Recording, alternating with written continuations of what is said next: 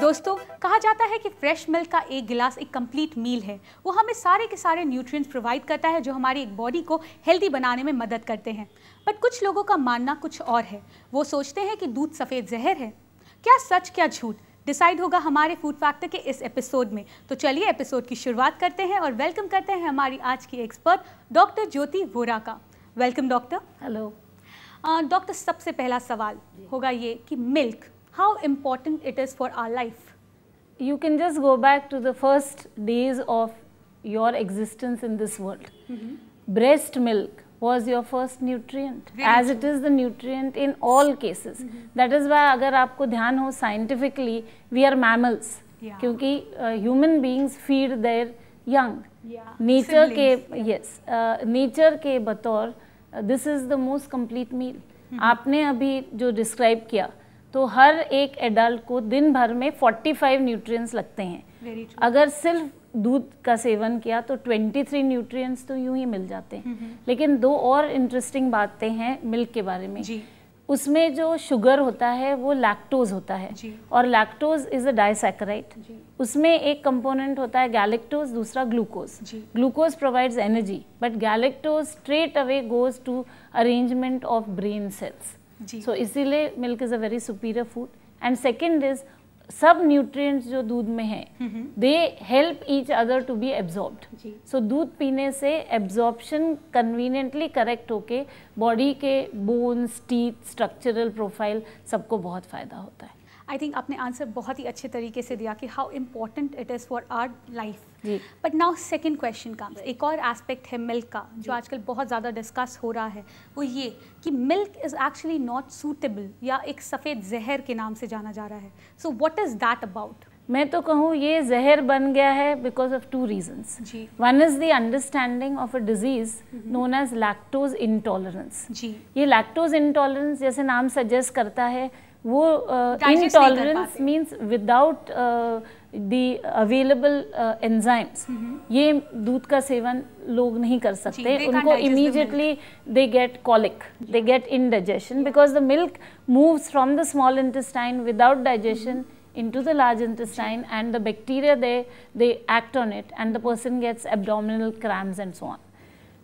There are certain genetic groups race wise who are not capable of digesting milk. I'll give some examples. We'll have to have that. Yes, Arab countries, some of the races there and certain oriental races. But the other kind is what is called self-imposed or self-induced lactose intolerance.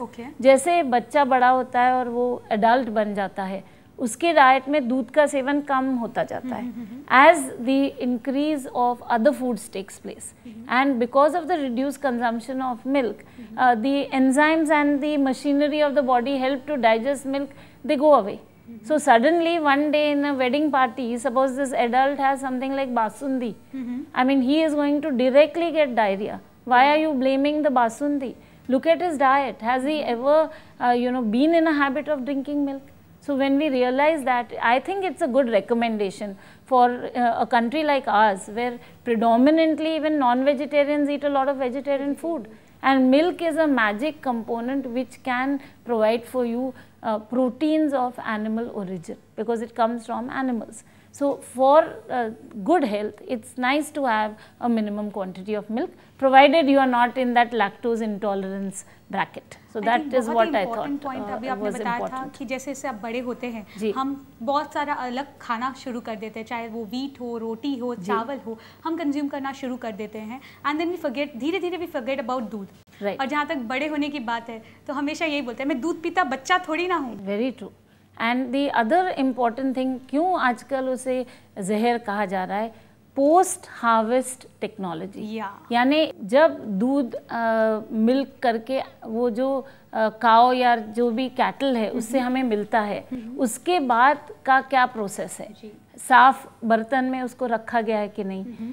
जैसे हमें दूध beneficial लगता है, वैसे micro organisms या bacteria को भी दूध बेनिफिशियल लगता है। इसलिए हर टाइप के माइक्रो ऑर्गेनिजम्स दूध में बढ़ सकते हैं, उसको कंटामिनेट कर सकते हैं, फूड क्वालिटी उतर सकती है और टॉक्सिन्स भी पैदा हो सकते हैं। उसके बाद अगर आपने उसे फ्रीज़ नहीं किया, उसे हीट ट्रीटमेंट यानी गर्म करके बॉईल करके अच्छी तरह ढका नहीं, तो वो दूध खराब हो सकता है। एंड खराब inverted commas is introduction of toxins and other concepts. या सो उस तरह से वो अच्छा जो अमृत था वो जहर बनने के चांसेस हैं। आई थिंक बहुत ही इंटरेस्टिंग तरफ हम लोग बढ़ रहे हैं अभी, बट इस समय हमें एक छोटा सा ब्रेक लेना पड़ेगा।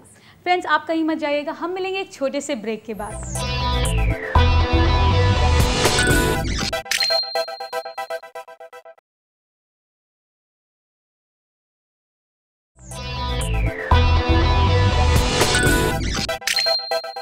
Friends, welcome after the break. आज हम डिस्कस कर रहे हैं मिल्क के बारे में।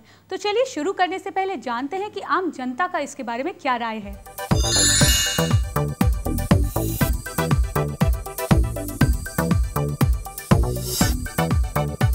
दूध तो मानव जीवन के लिए अमृत होता है। जैसे बच्चा पैदा होता है पहले 6 महीने तक दूध के ऊपर ही निर्भर रहता है। दूध अपने आप में एक संपूर्ण भोजन है।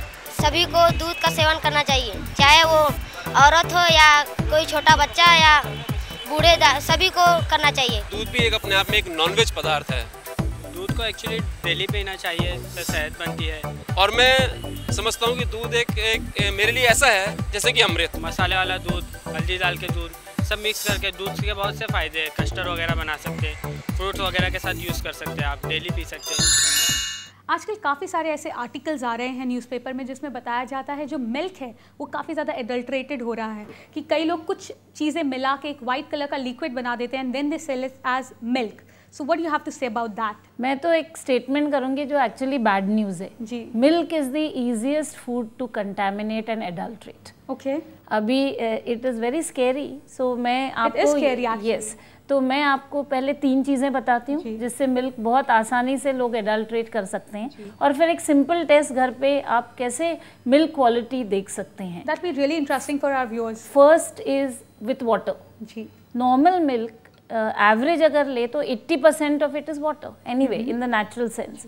तो उससे ज़्यादा आप पानी डाल दो तो एडल्ट्रेशन हो जाता है। Now someone can not sit down and tell you कि मैंने बिस्लरी डाला तो चल जाएगा, क्योंकि अकॉर्डिंग टू द PFA और prevention of food adulteration act of 1937, anything which you are adding without telling the consumer वो एडल्ट्रेशन हो जाता है। तो अगर आपने सब स्टैंडर्ड पानी डाला जिससे बैक्टीरिया का प्रमाण दूध में बढ़ जाए तो मिल्क सब स्टैंडर्ड हो जाता है। लैक्टोमीटर एक इंस्ट्रूमेंट है जिससे आप वो वाटर अमाउंट जान सकते हैं, लेकिन आप घर पे आप क्या करोगे?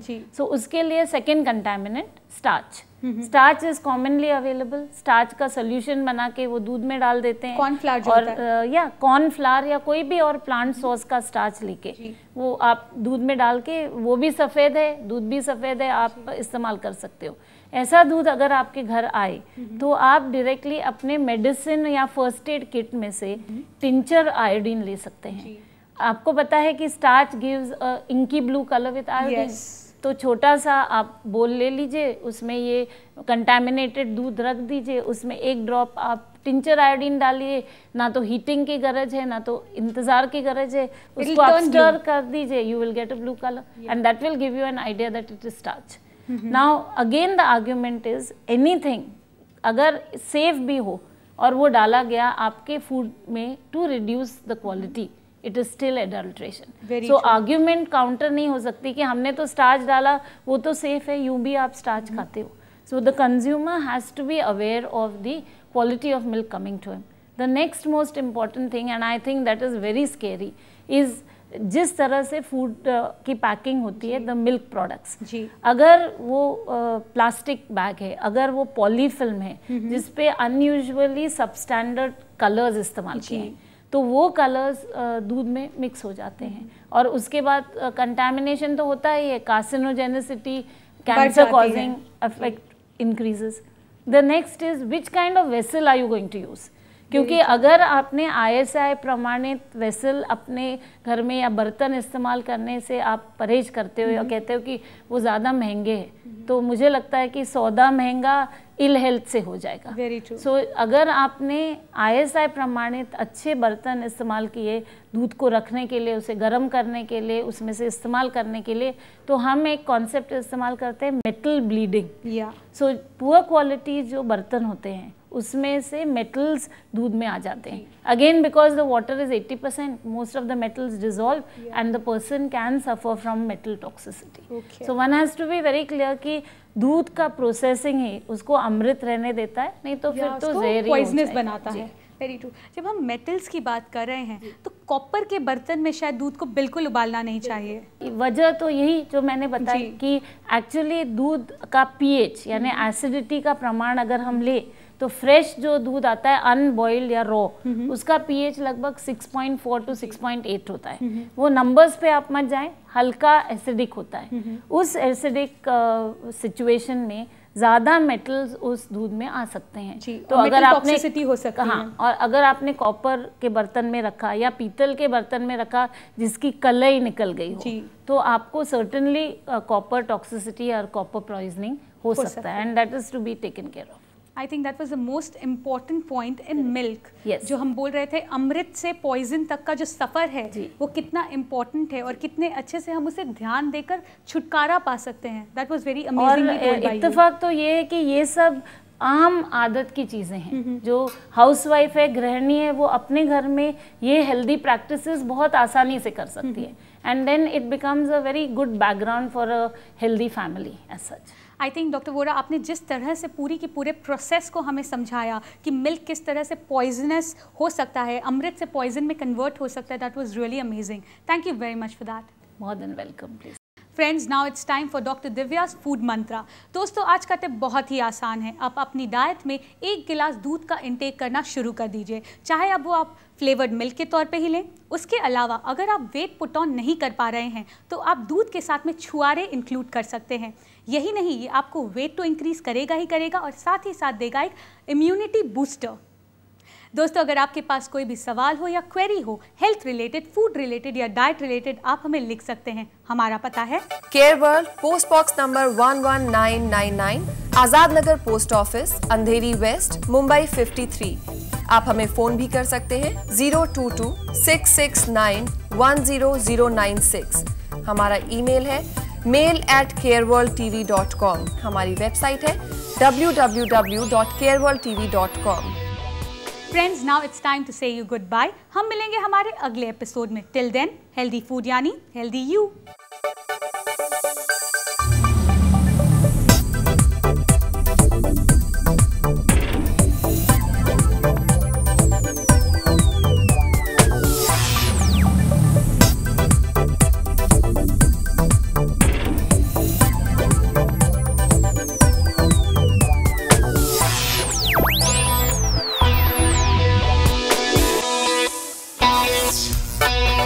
Bye.